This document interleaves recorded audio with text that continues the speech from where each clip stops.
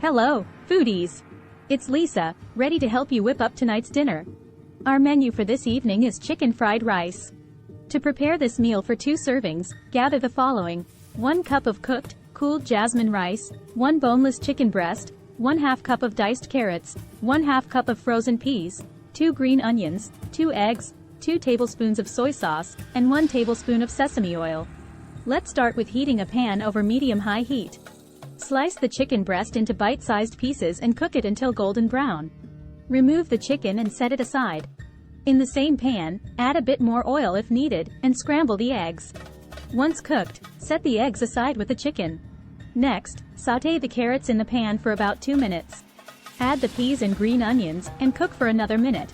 Now, add the cooked rice to the pan, stirring well to mix with the vegetables. Drizzle in the soy sauce and sesame oil, then add back the cooked chicken and scrambled eggs. Toss everything together and cook for a couple more minutes. Serve hot, and enjoy this delicious and easy-to-make chicken fried rice. Cooking at home has never been easier.